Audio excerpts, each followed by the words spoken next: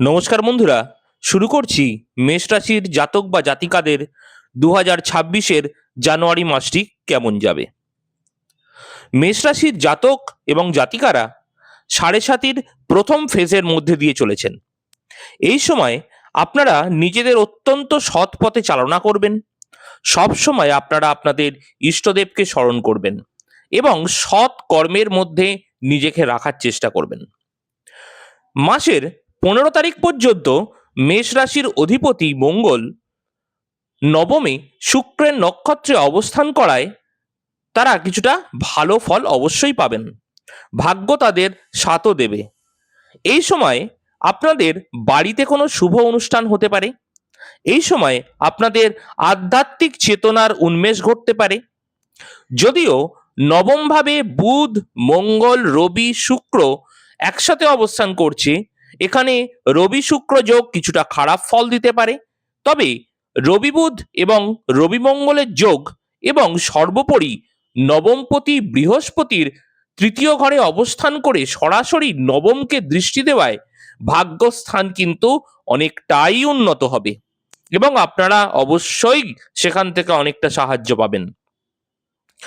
যে সমস্ত জাতক বা জাতিকারা শারীরিক সমস্যায় ভুগছিলেন তারাও কিন্তু আস্তে আস্তে সেই জায়গা থেকে নিজেদের রিকভার করতে পারবেন। যারা কোনো ঝুট ঝামেলা ঝঞ্ঝাট অশান্তির মধ্যে দিয়ে এতদিন চলছিলেন তারা কিছুটা রিলিফ পেতে পারেন এবং এই মাসের 15 তারিখের পর সেই সমস্ত ব্যক্তিরা কিন্তু আরো কিছুটা শুভ ফল লাভ করতে পারেন। জানুয়ারি মাসের 20 তারিখের পর লগ্নপতি মকর রাশিতে অবস্থান করবে।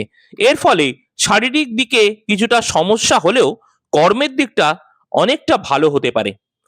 যারা নতুন কর্মপ্রাপ্তির জন্য চেষ্টা করছিলেন তাদের কর্মপ্রাপ্তি কিন্তু হতে পারে এবং মাসের প্রথম দিকটা যোগাযোগের অভাবের জন্য যাদের কর্মপ্রাপ্তিতে অনেকটা বাধা হচ্ছিল তারাও কিন্তু এই মাসের দ্বিতীয় অর্ধে সেই সমস্যাটা অনেকটা মিটিয়ে ফেলতে পারবেন। মাসের প্রথম অর্ধে অর্থ এবং ব্যবসার দিকে কিছুটা উন্নতি হতে পারে, তবে এর মধ্যে অনেক বাধা বিঘ্নও ঘটতে পারে।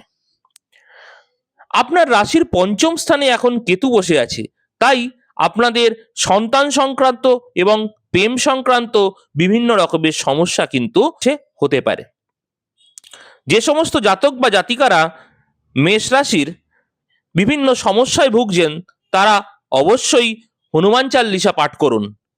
হনুমান চাল্লিশা সংক্রান্ত হনুমান চাল্লিশা কিভাবে আপনারা সঠিকভাবে পাঠ করবেন সেই সংক্রান্ত ভিডিও কিন্তু আমার এই চ্যানেলে দেয়া আছে। আপনারা অবশ্যই সেই ভিডিও দেখুন এবং হনুমান চাল্লিশা পাঠ করুন। আপনাদের সমস্যাগুলি অনেকাংশে মিটে যাবে।